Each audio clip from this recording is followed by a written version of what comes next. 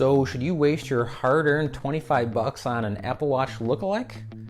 You can, but you might be missing out on a lot. Or maybe this is a low-cost gem that just might be worth the risk.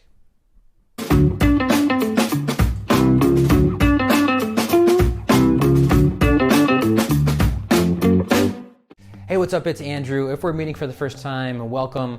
The rest of you, welcome back. I love talking and learning about technology. If you do too, consider subscribing and enabling those notifications because I release a video at least every week. All thoughts are my own unbiased opinions, and I'll always leave a link to anything I talk about in the video description so you can go check them out for yourself. I mentioned worth the risk. It's a low risk. I mean, 25 bucks. This is the Wyze Watch. Wyze, who rose in popularity with their low-cost, feature-rich security cameras, have also made a smartwatch. That might seem weird, but they also made a fitness band. And that fact makes me beg the question, why did they also release a smartwatch? I've covered this in another video, but this isn't hard to justify. Smart wearables are one of the fastest growing sectors in tech.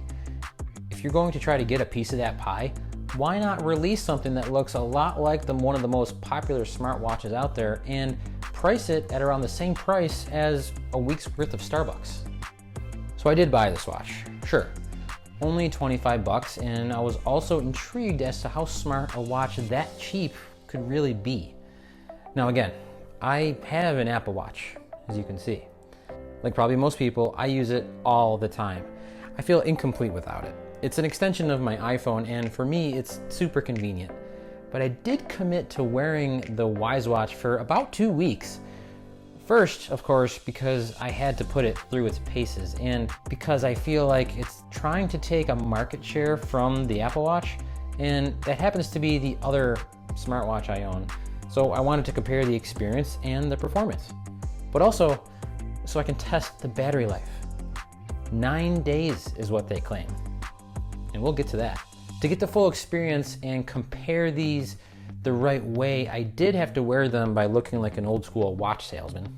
I'll tell you what though, to be fair, wearing the watch higher on my wrist like I had to really didn't do it justice in terms of comfort. I mentioned in my unboxing video that I thought the band was of fair quality, and it is. But I just didn't like the experience of wearing this. Now, I say that, but I know that's likely due to the fact that I was wearing 2 watches. I mean, who does that? So I'm not considering this a negative. The band is fine, and it's actually a standard clasp, which I prefer. And if you remember when we weighed these 2 watches, the Wyze Watch is a bit less than the Apple Watch. It weighs a bit less, rather, about 13 grams. So it's a bit noticeable as well. Aside from the fit, of course, the most noticeable thing about this watch is the thing you interact with the most, the display. When I unboxed this, the battery was completely dead, but I did mention the display looks smaller than the Apple Watch, and it is. Now, these watches are exactly the same size, both 44 millimeters, but the Wyze display uses noticeably less real estate. Where the Apple Watch display extends almost to the edge of the watch face, the Wyze Watch is much smaller. Secondly, it is a touchscreen, but for some reason you cannot wake the screen by touching it. I'm not sure if somehow that functionality is a cost savings, but when you raise your wrist to wake the watch, it is not as reliable as the Apple Watch, and when it didn't wake, I had to press the side button. I mean, I found that difference in the ways to wake responsiveness to be not very surprising. I had a similar experience when I reviewed the Wyze band, the slightly more expensive fitness band made by Wyze. Likely another area where they shaved cost. And really, to get the cost down to where they got it for this, there has to be a number of these limitations. I will reiterate, this isn't the Apple Watch, so we can't expect it to be. I'm just comparing it to the Apple Watch because that's what I have, and that's what most people know. On a security note, you can use this watch off your wrist, unlike the Apple Watch. But there isn't much here to worry about, I guess. No Apple Pay or anything exposed by this. I just found that interesting. Speaking of that Wyze band, the icons on this watch look exactly the same as well. I don't have that Wyze band anymore, but from what I remember, this looks consistent, which is good. Having said that, it does have a cheap feel to it. Like it's not a custom UI that was developed. Likely not something they wrote custom either. Another cost saver. Staying on the software side, the notifications from this watch, you know, I have to say, I found it odd that on the product page, it mentions that you can get notifications from the most popular apps. But really, in my experience with it, the notifications just mimicked my phone, which is way better than limiting it to a certain set of apps. You can go into the settings to disable notifications from certain apps, so that's cool, even though I can enable or disable them for apps that aren't even installed on my phone.